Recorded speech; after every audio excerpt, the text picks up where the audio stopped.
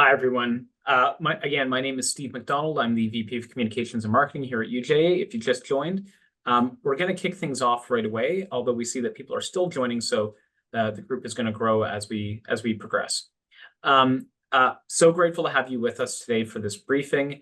As you know, we've been doing these briefings in the past few weeks and months to keep you updated about what's happening, particularly in the area of combating anti-Semitism, what we're doing, and what you can do to make a difference. When we were preparing for this update today, and we really put a lot of thought into preparing what we want to update you on and give you and really to give you the information you need in order to be involved. Just looking at the list of items that have come up just in the past week or so is pretty astonishing. There's so much happening with the fight against anti-Semitism. Our adversaries, as we all know, are very active and are not shy about pushing their toxic agenda. But so too, our community is involved and engaged and is pushing back in a very, very meaningful way. And so we've got a lot to get through today. Of course, we're going to open it up to Q&A after we give you an update. Really important for us that we hear from you as to what's concerning you, as well as your suggestions and ideas for what we can do as a community to elevate our efforts to combat hate. So we're going to start with an update and then open it up to Q&A. If you do have questions before we get into the update, feel free to drop them into the chat function on your screen. We'll get to as many questions as we can. And with that, I'm going to kick things off by introducing you to two of my colleagues here at UJA. We're going to hear from Sarah Lefton, who's our Chief Development Officer, who's going to give an update on some of the big developments that have taken place in the last week or so. And then we're going to hear from Ryla Bramer, who's UJA's VP of Community Mobilization and Volunteerism, who's going to give us an update on some important programs and opportunities for community members to make a difference if they want to get involved in the fight against anti-Semitism. As we said for some time now, really since the beginning of this post-October 7th period, this is one of those challenges that requires as many people in the community as possible getting involved and making a difference. We have many great agencies out there. You know, UJA connects with more than 100 of them through our work. And there are many more grassroots groups as well that we're engaged with and supporting. But at the end of the day, this is one of those challenges that impacts every member of the Jewish community. And we need as many people as possible involved, speaking up and making a difference. And there are many ways to make a difference. So with that, I'm gonna turn things over to Sarah Lefton to give us a brief update on the latest developments in the fight against anti-Semitism.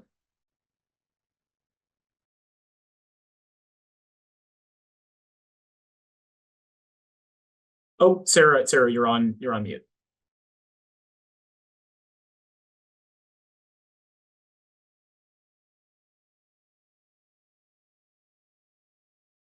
There we go. Sorry. Okay, sorry. So we started to do these calls right after October 7th, and it's, you know, we've increased the frequency and tried to do this now every other week as a moment where we can really share with you, the community, what's been going on, how we're addressing anti-Semitism and our current reality, real time, but also to provide an opportunity for you to ask questions. And so really, if you have questions throughout, we do have team members who will be writing back in the chat. And also we're happy to allocate a significant amount of time of this call to answering those questions and providing as much insight as possible. I'll share that all of this has been going on. UJA has, and our leadership, volunteer leadership, we've been spending quite a bit of time recalibrating and looking at a bigger picture in terms of what we can actually do to push back against the horrific anti-Semitism that we're seeing. And so over the next few weeks, you will start to see some really exciting and bold new initiatives come forward to the community, and I'll start to share them on these calls as they progress. Right now, I want to talk about one thing that we've really identified as being a significant priority, and that's holding anti-Semites completely accountable, publicly accountable for their behavior and for how they are showing up in the community. And one of the best ways that we've identified to do that is through lawfare, through legal accountability. And it's an area where, frankly, UJA has been quiet in the past. We've done some of this work always, but we haven't necessarily shared it as publicly. And so I wanted to share with you today some of the things that we are doing in the area of lawfare to push back and to hold those who are espousing anti-Semitic views accountable. So right now, we all know that campus is an absolute hotbed of hatred and anti-Semitism. And so first and foremost, we are actively engaged in supporting many students, specifically from TMU, Toronto Metropolitan University, U of T, OCAD, Western and Queens, and other universities as well, with hate on their campuses.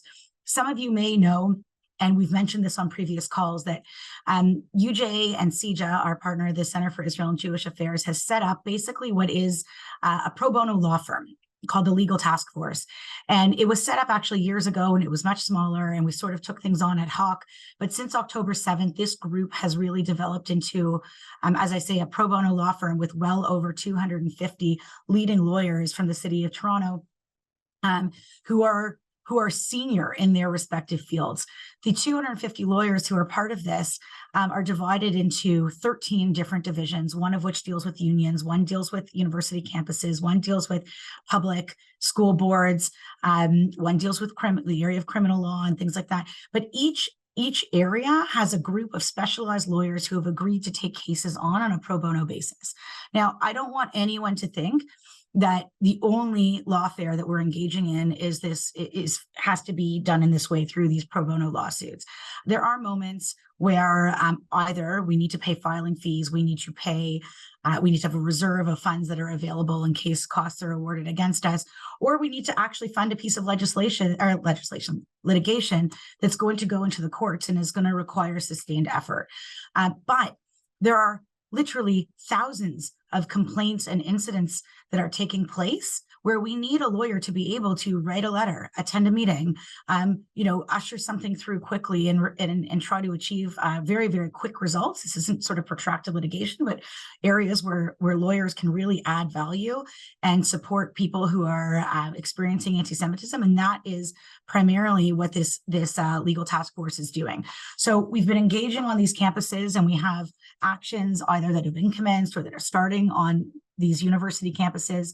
We also have more than 100 incidents that have been formally reported that the legal task force is right now dealing with, where students or parents on campus have reached out, and we've partnered them with a lawyer who's able to assist them in either drafting a formal complaint or navigating the process of filing a grievance with the university, or even perhaps attending meetings with students. We have lawyers who are attending meetings with students, with their university administrations. We don't want our students to feel alone.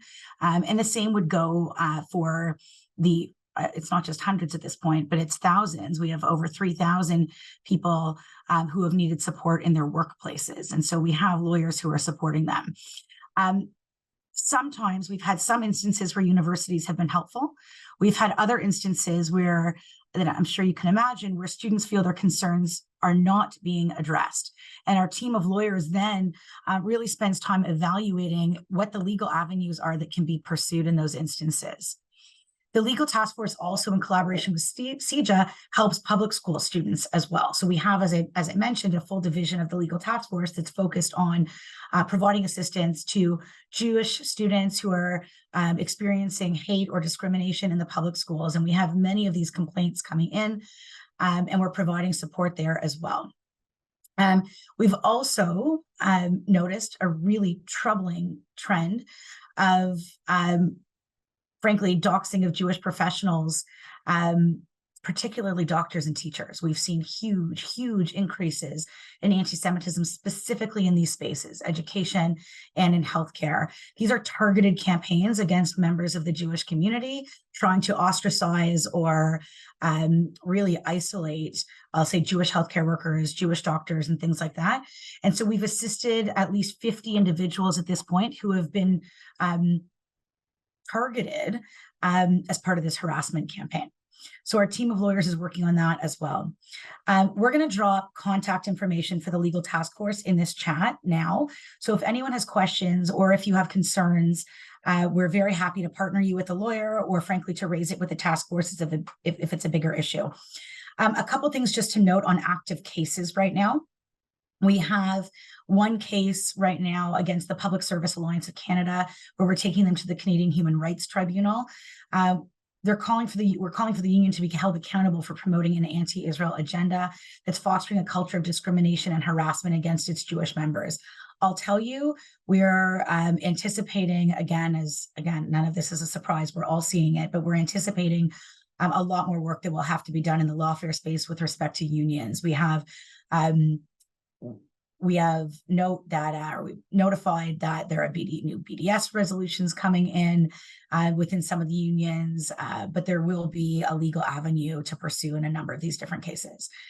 Another big thing that hopefully you've noticed in some of the communications we've sent out, but last week, Canadian families who lost loved ones in the horrific Hamas terrorist attack are working together with CIJA and asked to file a federal court application challenging the government of Canada's decision to resume funding for UNRWA.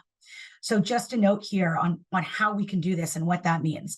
Under Canadian law, funding can only be advanced to organizations that respect Canadian values and also adhere to international human rights standards.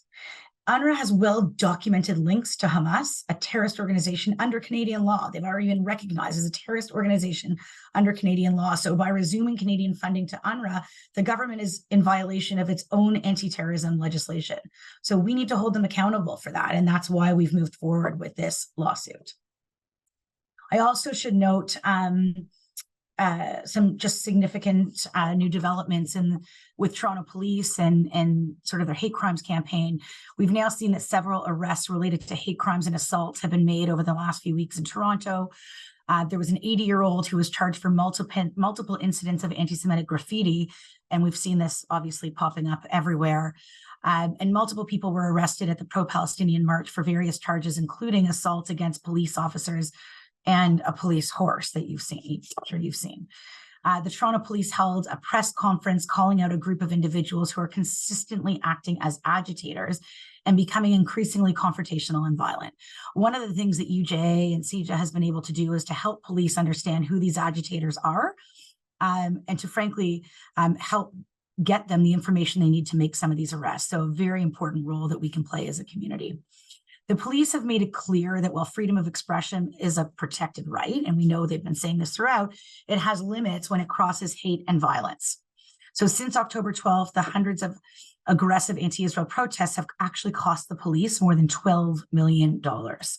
They want to crack down on this as well, but we need to help them understand how they can crack down on this. And we need to provide them also with and lobby the government to provide political support and protection for police when they do stand up to arrest these agitators. So the Toronto Police have also launched a hate crime awareness campaign with Crime Stoppers. We should note that. The campaign was going to educate and encourage members of the community to report these hate crimes and other forms of criminality to the police or anonymously through Toronto Crime Stoppers. You're going to start to see posters that you can download, and there'll also be a radio public service announcement, which we'll be launching as well. If we have information on that, or we have some information, I should say, that also can be dropped in the chat now for everyone as well. A couple of other quick things to note before we move on. One is with respect to the Walk with Israel. So we've been getting many, many questions about the walk this year. I'm going to state the obvious, which is there's never been a more important time than now to show up at the walk and to bring everyone you know, Jews, non-Jewish allies, friends, family, peers, coworkers, to come and to stand together. We have to be at the walk this year. There is no way that we can possibly mitigate, quiet, stop the walk. We are going to be there. We are going to be safe and secure. We are going to be present, and we need to show up. On June 9th, we have to send a powerful message to the whole city that we support Israel and that they have to emerge as stronger than they were before October 7th. So a note on the walk every year, all the money raised through the walk is dedicated to helping Israel. This year, obviously, Israeli victims and communities as they recover and rebuild. 100% of the money that is raised will be going directly to Israel. We've got a lot of questions around security.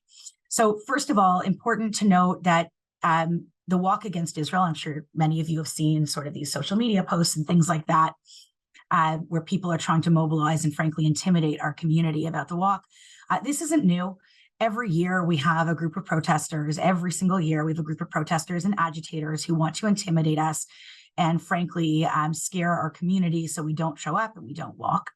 Security is always our top priority, and every single year we meet extensively with the police to make sure that they can also show up to protect our community. Now, I want to provide a little more color on how this works, because we have to note that when you see these aggressive pro-Hamas, pro-Palestinian protests take place, they are not permitted. These are not permitted protests. And so they don't have the full force of the police who are there to develop a security plan with our community.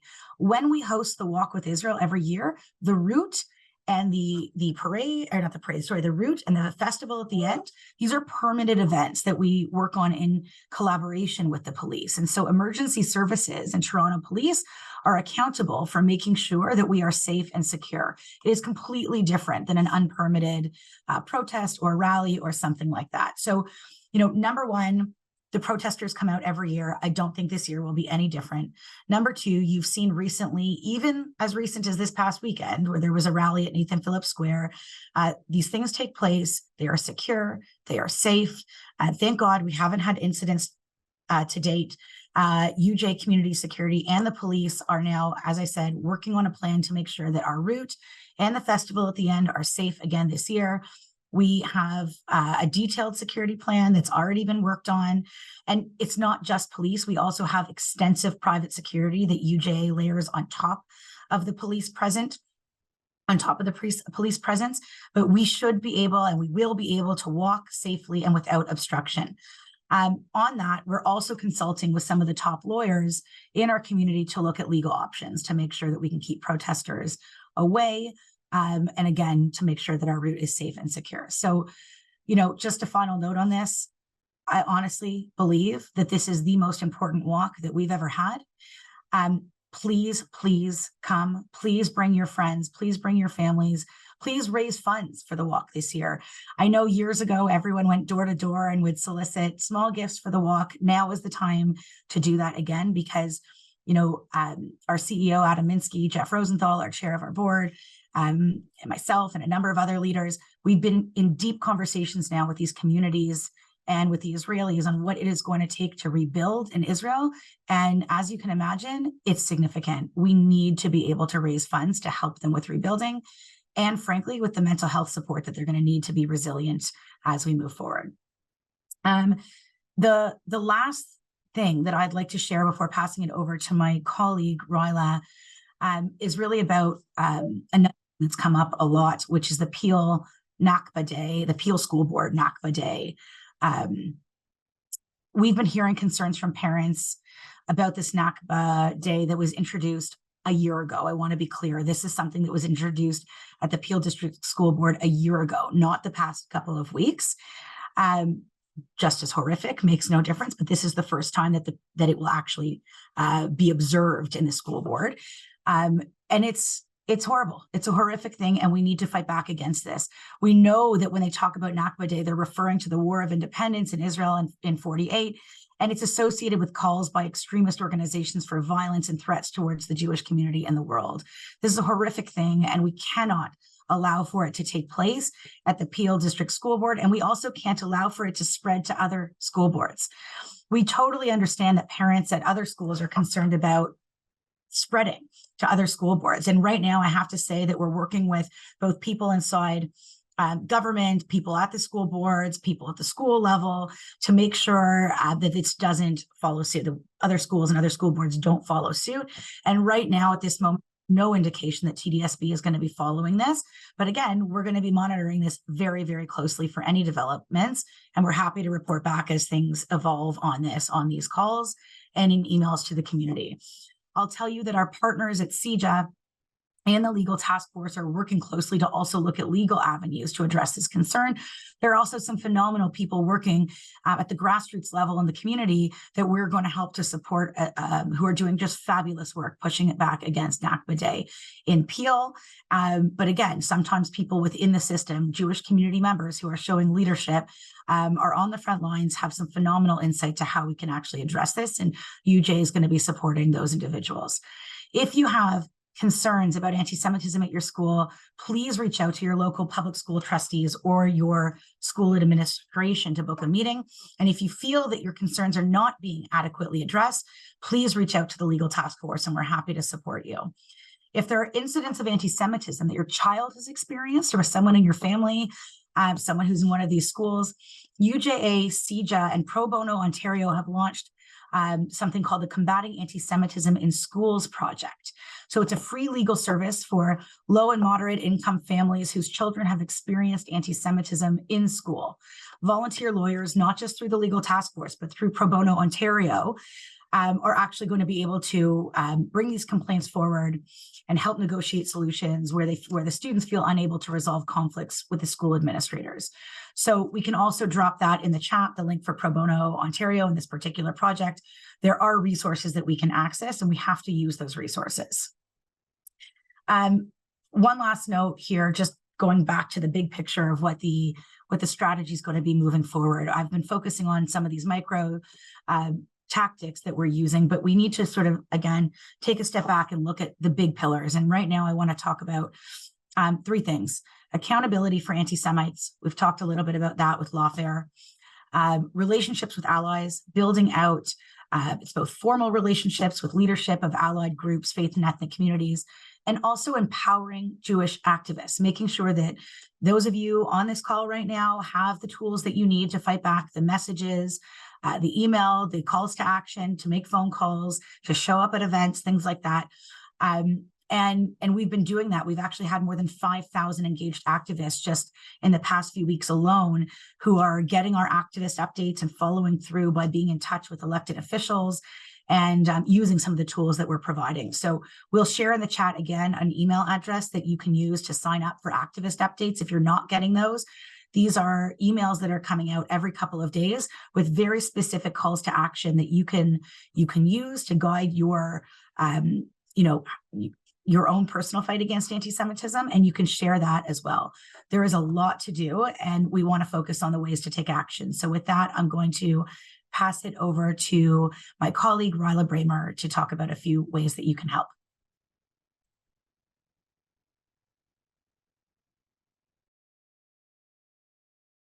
Thanks, Sarah. Thanks for joining us today. I wanted to share 4 upcoming opportunities to mobilize, tell you a little bit about them, remind you that you can learn more about each one as I share in our activist report, which Sarah just referenced, and also through links that will be posted in our chat.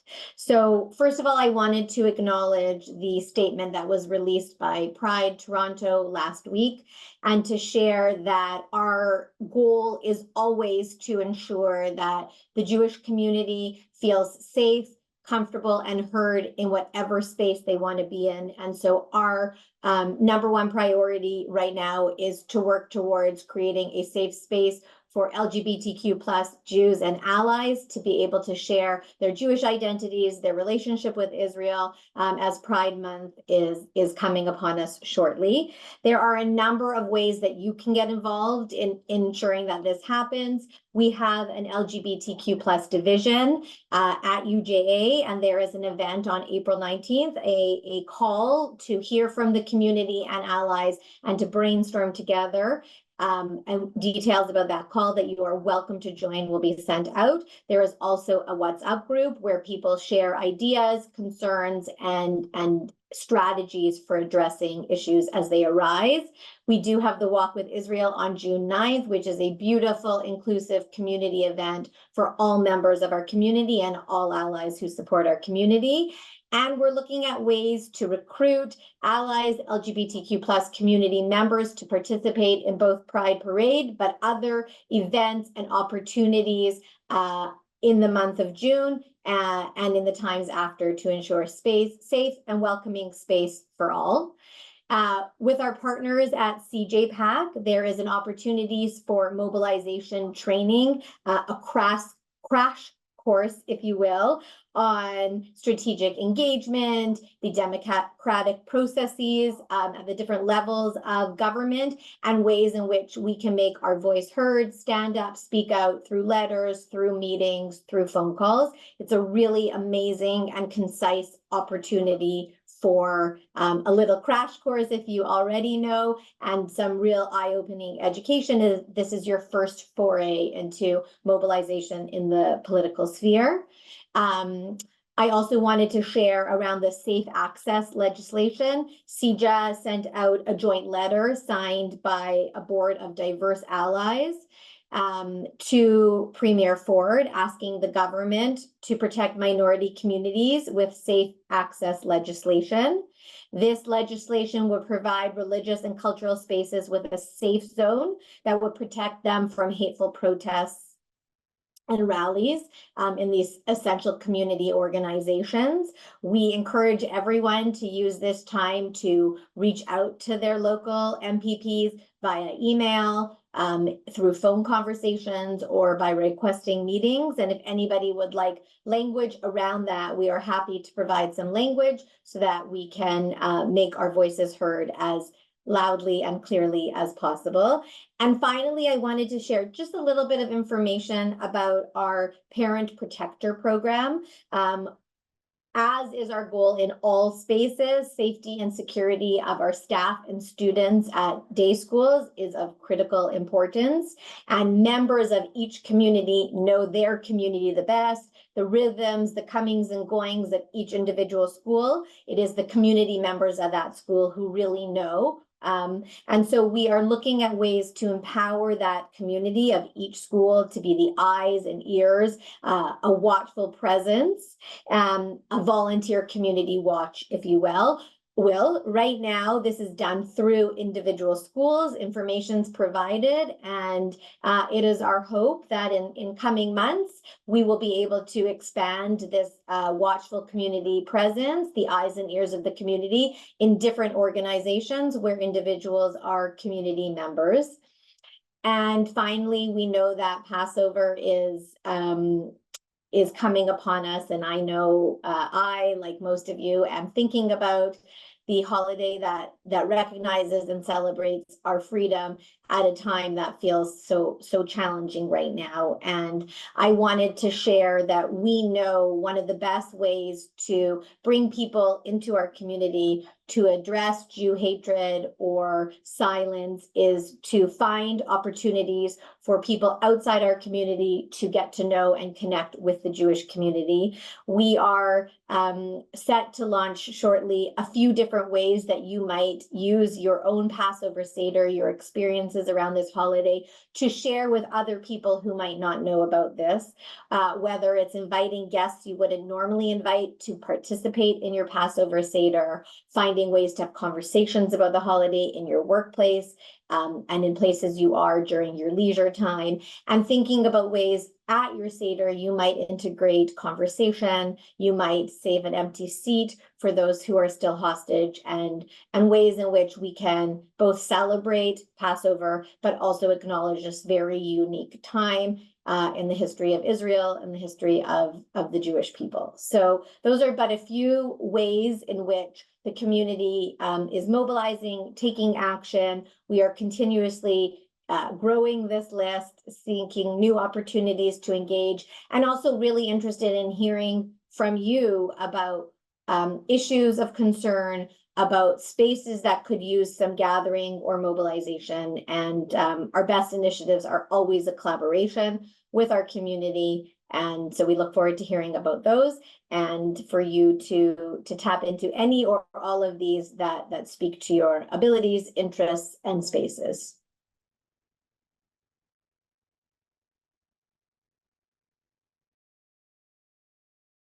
Okay, great. I'm going to jump in there and start by thanking Ryla and Sarah for this really great overview of some of the latest developments and ways that people can help. I'm going to get right into the Q&A because we have a lot of questions that have come through. And I'm going to start with, someone has asked about, and I think it's a really, really smart question.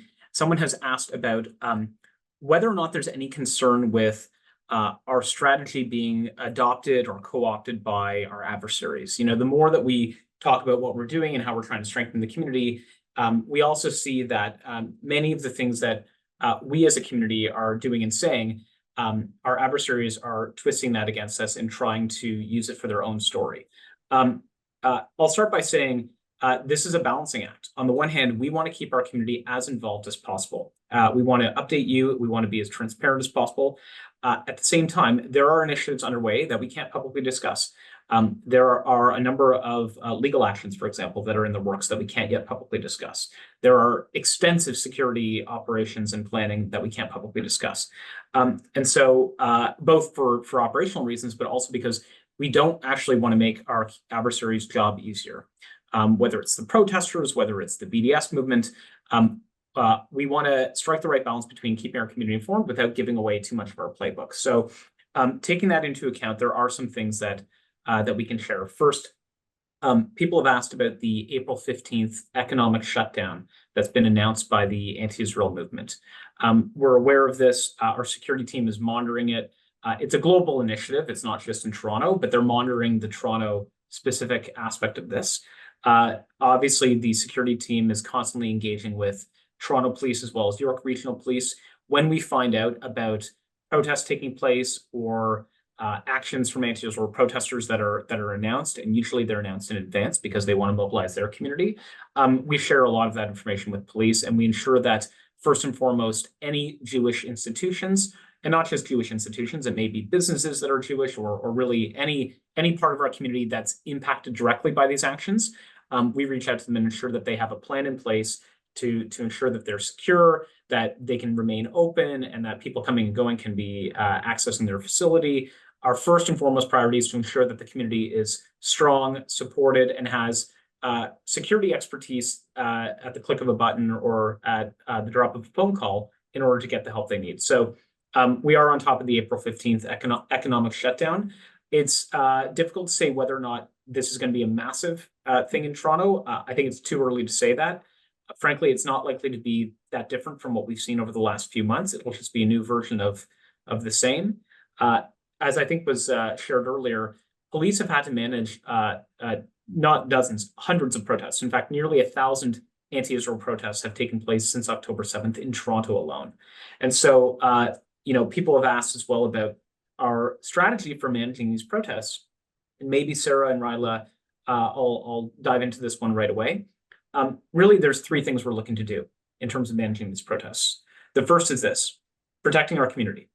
And when protesters target a Jewish institution, and we've seen this in Montreal specifically, when they are emboldened to crowd out a Jewish institution, not only is there potential for violence, this is directly intimidating, and it's actually obstructing the community from going about its business. So the first priority we have is to ensure that when anti-Israel protesters convene, there is a clear buffer between where they're convening and where our community is, which is why, to Ryla's point, we're pushing for safe access legislation that will ban protests from taking place within close proximity to Jewish institutions. We're very pleased that the city of Vaughan, the mayor of the city of Vaughan, has called for a bylaw that would create a buffer of 100 meters for any such protests, so that an anti-Israel group would not be able to come within 100 meters of a synagogue, for example. And if they did so, they would be subject to a $100,000 penalty.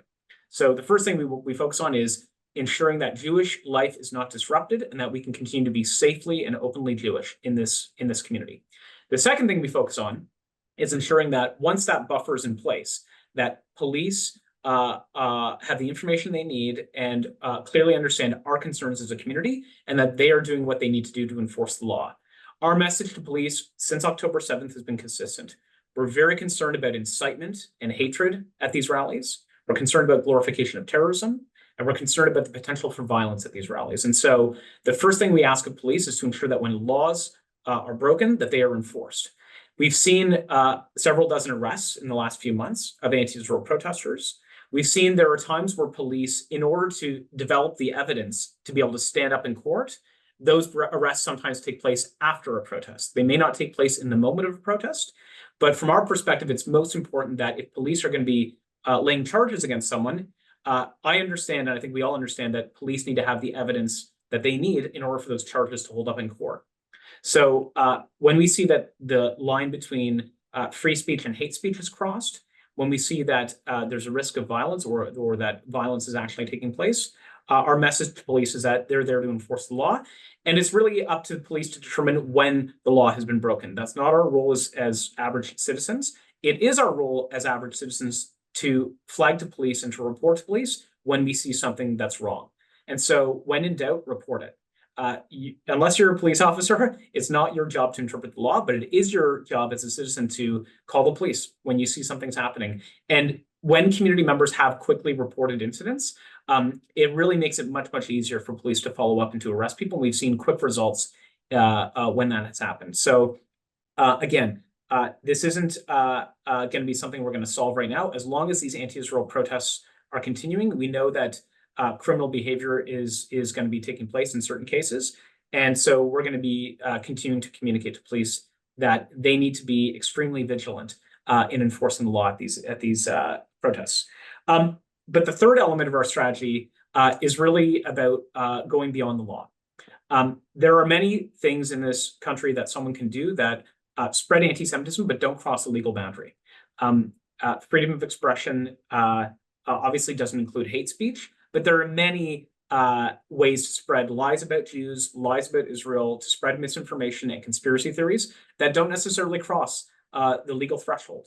And so we know from our public opinion research that Canadians don't like these protests. In fact, shortly after October 7th, when we conducted a public opinion study, we found that just a few weeks after October 7th, a strong majority of Canadians already recognized that these pro-Palestinian protests, and we framed it that way in the poll, that these protests are actually tainted by anti-Semitism. So the more that protesters are in the streets screaming, covering their faces, intimidating our community, and really just spreading vile stuff, the more they're actually alienating the Canadian mainstream. And so a big part of our strategy is A, to ensure our institutions are safe, B, that criminal charges are actually being laid where criminal acts take place, but C, when we see that anti-Semitism is spreading at these protests, frankly, just shining a light on this and exposing for Canadians that this is happening in our city, that alone is spreading an important message to most Canadians who don't follow these issues closely, that hate is taking place in our city, and Canadians don't like that. The data holds that up, and so a big part of our strategy is to expose these protests. And through our No Room for Terror campaign on Instagram, and I'll ask the team to drop the address into the chat, a big part of our strategy is to leverage social media to highlight these protests and expose the hate that's taking place in our city, because this is frankly alienating people from the anti-Israel movement. This is not winning over supporters to the anti-Israel movement. And so we want to frankly name and shame and expose what's happening in our city so that Canadians start to understand that this isn't a distant overseas issue. This is about hate taking place right here in the GTA. The only other thing I want to touch on, a few people have asked what we're doing related to foreign funding of extremism here in Canada. Groups, either foreign groups or in some cases domestic groups that are extreme, that are funding anti-Israel activities or directly engaged in them. What can be done to address the challenge at its source? I'm going to ask the team to drop into the chat another link. Our advocacy agent, CJA, is calling on the Government of Canada to list one particular, among many, but one particular organization, Samidoun, which is at the forefront of a lot of these protests. We're calling on the government to list this organization as a terrorist group. If you'll take a look at the link below, there's a few more details there, and you can add your name to a petition calling on Public Safety Canada to list this group as a terror group, because right now it's not listed as a terror group. If you look at Samidoun, Samidoun is linked to the Popular Front for the Liberation of Palestine, which is a listed terrorist group in this country that's been involved in many terrorist attacks stretching back to the 70s. Samidoun has existed for about 12 or 13 years now. It is one of the drivers of a lot of the protests taking place right now. And if you look at Samidoun's activity online, if you listen to what Samidoun's representatives are saying at protests, they are openly glorifying terrorism. They are openly glorifying violence against Jews. Some anti-Israel protesters tend to use coded language that insulates them. Samidoun is very open about what it stands for. And we believe there is a critical mass of evidence that this organization, which has global reach, that this organization isn't simply an aggressive advocacy organization. It is effectively a terrorist group and should be listed as such under Canadian law. So if you click on the link below, there's some more details, and you can add your name to call on the government of Canada to finally hold Sam Bidun accountable. And it's important that an organization that's engaged in terrorism be put on that list, because as soon as an organization's on that list, it's illegal to donate to them. It's illegal to be a member of them, and people who engage in these activities can be subject to criminal charges. So please take action. Click on the link in the chat and help us send a strong message to Ottawa that while there are many toxic players out there, this is one of the most toxic, and there's an immediate action the government could take to finally hold them accountable. With that, someone had asked about the walk, and I think I want to go back to that because a lot of people are concerned about the walk this year. It's top of mind for us, of course, and the team is working really hard to ensure that we have the best possible walk experience, not just in terms of safety and security, but ensuring as many community members as possible can participate and be meaningfully engaged. Sarah, why don't I turn this one over to you to talk about? Do you want to touch on the walk a bit more? Yeah, sure, no problem. So yeah, a number of people have asked questions about the tone, the messaging, the communications around the walk for the year. Steve and I have been working very closely to make sure that the tone is representative, frankly, of where we're at as a community. And so, you'll notice that the gathering at the end isn't so much a party and a festival with rides. It's a gathering experience for everyone to come together in community. And it's totally appropriate for children, and we'll have music and things like that. But it's a moment for us to come together and to rally rather than the normal sort of party atmosphere that you would have. Still will be an incredibly meaningful experience for families and families with young kids, but really people of any age and stage will feel at home in the walk this year, and the tone will reflect it. Another question was asked just about our overall messaging and how we project the meaning of the walk to our allies and frankly to the broader Canadian community. And I think with everything, when Steve and I and our colleagues talk about how we're positioning our narrative and how we're frankly having a conversation about the reality that exists right now, it has to be about terrorism and radicalization and terror against democracy and Canadian values. And that's where we're at as Jews. And so when we show up at the walk, we're showing up as Canadian Jews, and we're standing for all the things that we stand for, both as Canadians and as Jewish Canadians and as pro-Israel Canadians. We're there celebrating the same values that exist in Israel and in Canada. And I think that that's where there has to be a focus on our messaging this year. When we call on allies and non-Jewish community members to join us at the walk, it's because as Canadians, we have to fight for these freedoms. And we have to stand up against terror and all the things that Steve was just talking about. And so, I think when you're speaking with, again, non-Jewish allies, peers, friends, family, coworkers, all of those things, make it about that. Make it about standing up for Canadian values, and that's why we have to join the walk this year, because it's more important than ever to fight back against this radical terror that we're all facing collectively. It is a shared threat. Like, let's not, be mistaken. Steve, sorry, I think that addresses most of the questions on the walk. Okay, I just want to circle back to the April 15th anti-Israel protests. So just to update people, because a number of people have asked what's the shutdown, et cetera. Anti-Israel protesters, we've seen this primarily outside of Toronto for the most part, though certainly some of this has happened in Toronto.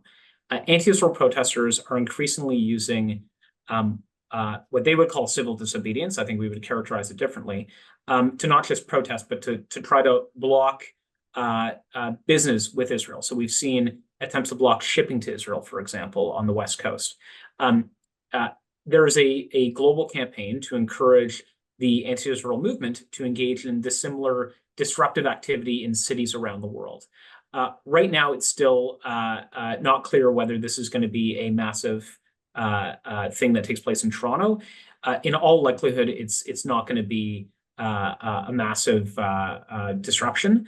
It's likely to be on par with the protests we've seen in the last 2 to 3 weeks. So, stay tuned for more information. Whenever we find out, by the way, about information that is important for the community to know for your own safety and security, we communicate that publicly. And if you're not on our, I imagine everyone on this call is on our email list. If you're on our email list, you're going to get those updates. If you also are active on WhatsApp and you would like to join our WhatsApp list, please, you'll see on screen ways to join the WhatsApp list. We are monitoring this April 15th event very closely. We will communicate if there's any reason to communicate to community members about disruption to our community institutions or to businesses in the Jewish community. But right now, there's no indication of that at this stage. So stay tuned. We will update you. But really, the long and short of it is this is more of the same from the anti-Israel movement. They're looking to make our lives miserable. They're looking to intimidate our community, and we can't fall for that. We need to be strong. We need to continue doing the strategic actions that we know are really going to move the needle on anti-Semitism, and also really to bolster the community's pride and ensure that Jews at the Walk, but also elsewhere, can feel proud to stand up for who we are and to be open about who we are. The other thing that people have asked about is whether or not these sessions are recorded and whether people can receive a copy of them, whether to share with friends or whatnot. Please sign up for our email newsletters, because every Friday after these Thursday webinars, we provide a recording for the whole community to see, because we know that there are many people who can't necessarily attend a noon webinar on a Thursday. And really, we want the information we're sharing in today's webinar and all of our webinars to be shared widely. So yes, we do provide a recording. You'll see it in your inbox tomorrow in our Friday newsletter. The other thing that someone asked about is whether there's one site or one place where we can find all of these links, where to report graffiti, how to contact the legal task force, really kind of all of these things as a one-stop shop. We're going to take that away as a fantastic suggestion. If you sign up for the activist update, which is really the most important thing you should sign up for, we do provide a lot of that information, but frankly, you shouldn't have to sign up for the activist update to receive all of that. So I'm going to take that one away with the team, and we'll make sure there's a place on our website, which is kind of a one-stop shop to receive help, to find out more information. There are a lot of great resources out there. A big part of the challenge is figuring out just how to access them. So stay tuned. We're going to take that away and try to make it even easier for people to access information. I'm just looking through the questions right now. Sarah and Ryla, is there anything that we haven't touched on that you think is really important for people to know? I had a couple questions come in. I'm just looking here about campus, and I just wanted to reassure people it's not just Lawfare on campus that's there to support the students. You can only imagine how these students are feeling in terms of showing up to class and hearing from professors who are using or abusing, I should say, their podium and speaking out against them. There's also, it's a very complicated dynamic at play on campus. And so there are many great organizations on campus right now that are doing important work. I know that Hillel, who's a very close partner of ours, is doing a lot to both arm students with the facts that they need to push back, both in class and outside of class and extracurriculars and things like that. They're also trying to create spaces for students to come together and really have discussions about how they can stand up and stand strong and be proud, because it's a really deflating experience right now on some of these campuses. And so we are lucky in that we have many campus organizations who are doing incredible work. But I can tell you that from speaking with my colleagues at Hillel multiple times a week, they are really trying to push the students to be active and be loud and to stand strong. And they'll continue to do that and to provide the students with the resources that they need to do that work. And it's hard.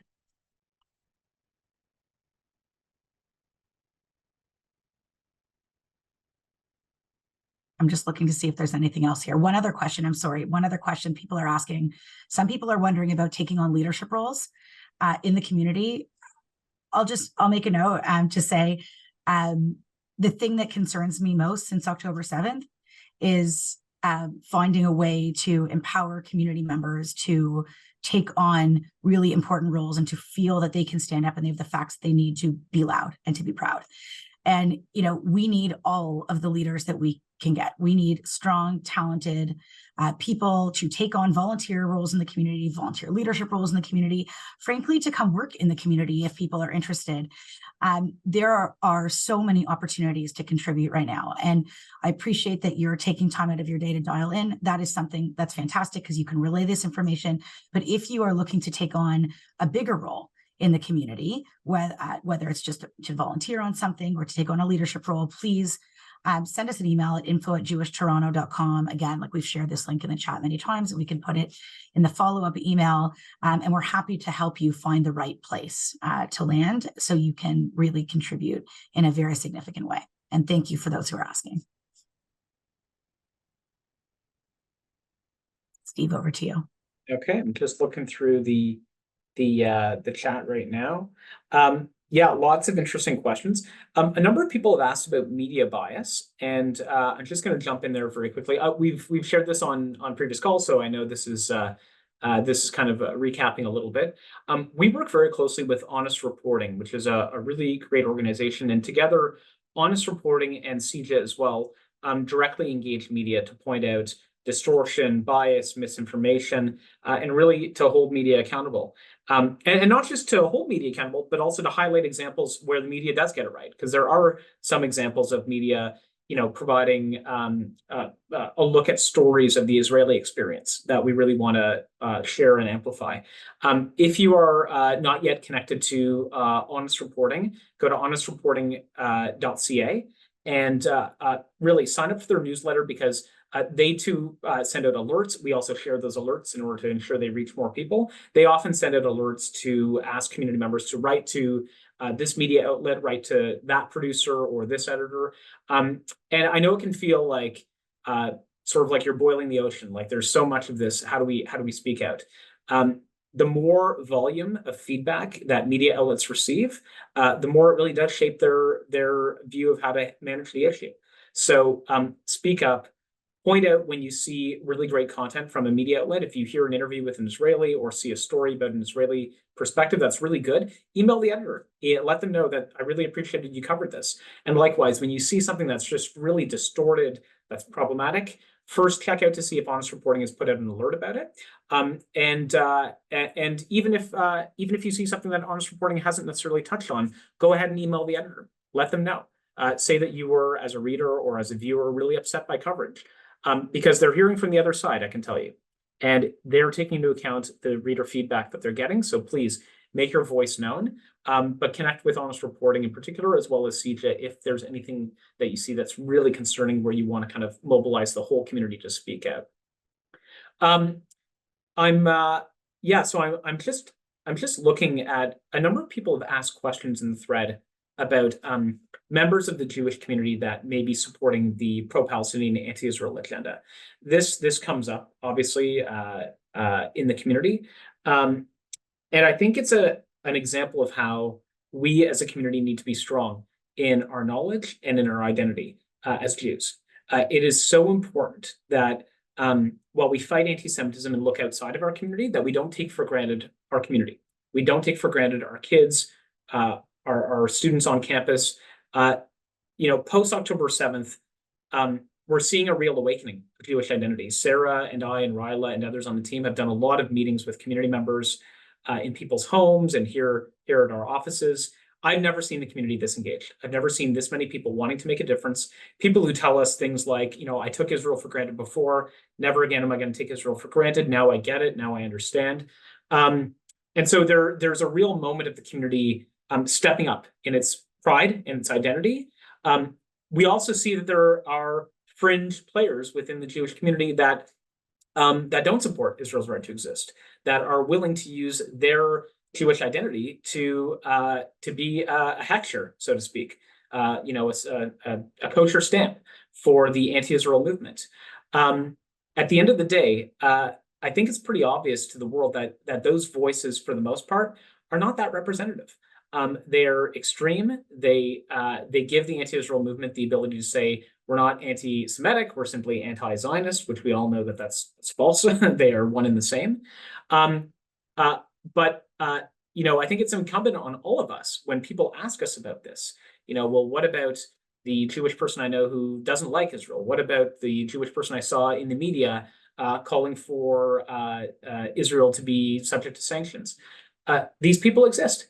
And I think it's really important that we be armed with the facts to explain to people that those voices, while they have a right to say what they want to say, they're not representative of the Jewish experience. And I'll give you one fact that'll help you make that case. When we've done public opinion research within the Jewish community, and the last major study that we conducted of Jewish opinions, we found that almost 9 in 10 Jewish Canadians, 9 in 10, said that caring about Israel is either essential or important to their Jewish identity.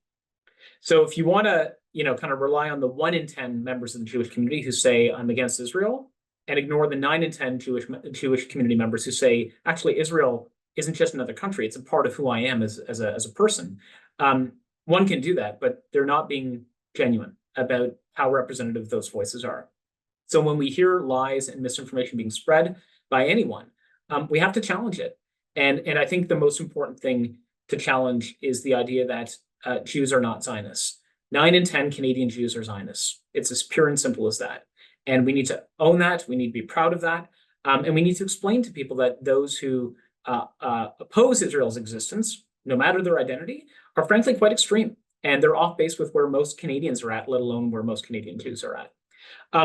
With that, I think we're going to wrap up. We do have a lot of questions in the chat about various different issues. I'm going to ask people to, if your question wasn't answered, I'm going to ask you to send us an email. You can email us, you'll see on screen. You can email us, first off, sign up for any of these newsletters, but email us at info@jewishtoronto.com. That's info@jewishtoronto.com. If you have a question, if you have an idea, if you're looking for help with something, email us at that email address. We'll triage all the emails that come in and ensure we connect you with the right person on the team to support you. But with that, I'm going to wrap up the call right now. I'm going to thank Sarah and Ryla for being a part of this, and thank really the hundreds of community members who joined us for this call. Really speaks volumes to have this many people dedicating an hour in the middle of their day for an update. We hope this was helpful. We are going to have the next webinar update after Pesach, and so we're going to make sure that we wish all of you an early Chag Sameach. As Ryla said, make your Seder different this year by ensuring that you take the events of October 7th, you take the experience of the hostages, that you take what we're dealing with in the past 6 months, and you find a way to meaningfully acknowledge it at your Seder, and of course to invite someone who isn't necessarily going to be attending a Seder to your table, whether they're a member of the Jewish community who may not be as involved, or frankly, someone who's not Jewish. They could be a neighbor, a friend, a colleague. Bring them to the Seder, because we can send a powerful message to our neighbors about who we are and what our values are by bringing them into our homes and showing them who we are. So don't miss the opportunity of the Seder to do some outreach. And we look forward to speaking with you all after the Chag. Thank you so much. Enjoy the rest of your day, and please reach out to us if there's anything we can do to support you.